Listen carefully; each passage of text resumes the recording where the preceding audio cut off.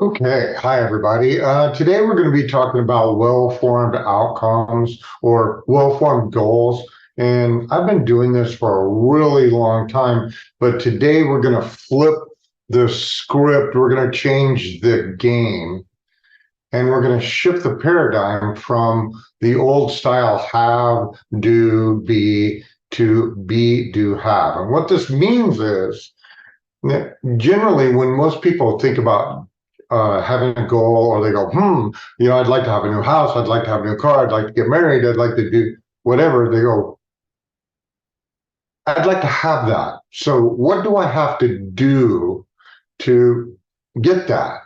And a lot of times they never even think about who they are being or who they become as a result of that. It's just not in the uh, it's not in their model of the world. So we're going to be doing it in a different way in which we are going, I want this, whatever this is.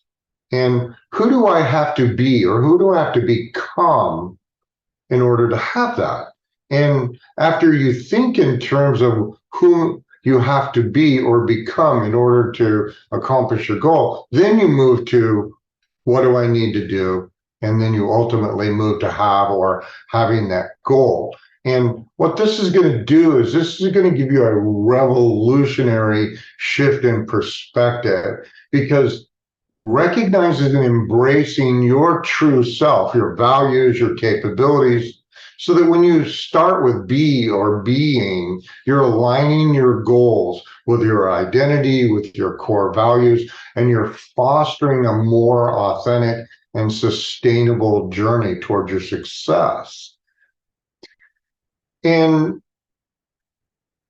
at one point or a time or another, everybody's like created a goal. You see this a lot in January where they'll create a workout goal or a weight loss goal or they're going to do something. And you know that like 78% of people, their goals never happen. Well, what if it was less about them not being motivated and more about them not being aligned with their core values? So we're going to jump into this and I want you to think about this strategically because we have a four-step method that's going to transform your dreams into actions. And I can tell you that, when you first get started doing simple goals, this may not seem as landmark or as profound, when you're thinking about getting a cup of coffee or making your bed.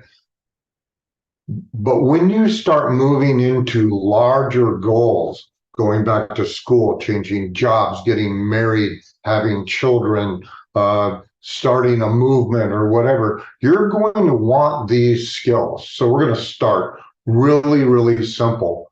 First thing I want you to do is state your goal. I want you to articulately, positively say what it is that you want. So, what do you want? And then I want you to think for a moment, who will you be or become as you achieve this goal? Okay. What actions will that be or being you need to undertake? And what necessary changes that you will have to make with your being self to adjust to that? So if you've never done public speaking ever, and you decided that you want to do public speaking for a living, that wants to become a public speaker, he or she needs to be okay, actually more than okay, with speaking in public. You need to be in love with the sound of your voice. You need to believe everything that you say so that other people do. And you may need to shift your being in order to do that. The second step is what's the timing here? When do you want this goal? What specific time and date do you want to accomplish this goal? And there's a part B of this as well. Are there any instances, times, dates, weekends, holidays that you don't want this goal. And for example, if your goal was a business goal or a sales goal, do you really want to be so busy that you can't take weekends off? Or do you really want to be so busy that you can't enjoy the holidays with your family or go watch your kid or your grandkid, go play soccer? When wouldn't you want this goal? And write that down. The third step is measuring your achievement. How will you know when you have this? What are you going to see? What visual cues are going to signal you that you've got your goal?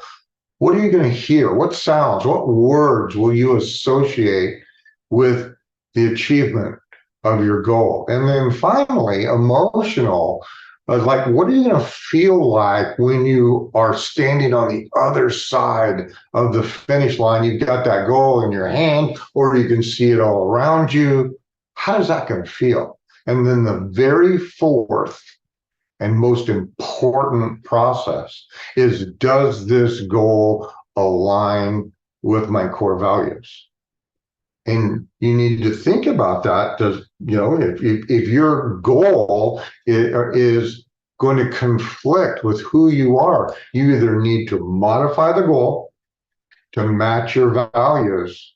And the other possibility, which is a little bit harder, is you can modify your values to match the goal. But that's a little bit more complicated process than this video is going to cover. But if you're going for that really big goal where you're stepping out into a brand new paradigm, maybe you want to consider that part of you that is being this new person or new part of yourself. Maybe those core values change a little bit. We can talk about that.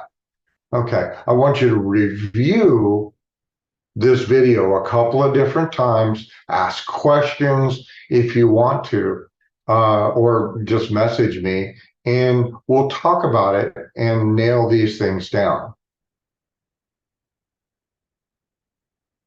Step in your goal process after if you've done your 4 steps is that you may want to do an ecology check to make sure that this is indeed in alignment with your core values.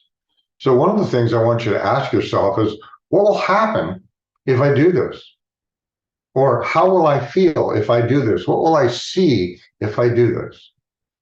The next question you can ask yourself is, what will happen if I don't do this? What will I feel or hear or see if I don't accomplish this goal? Third question is, what won't happen if I do this, or what won't I feel or hear or see?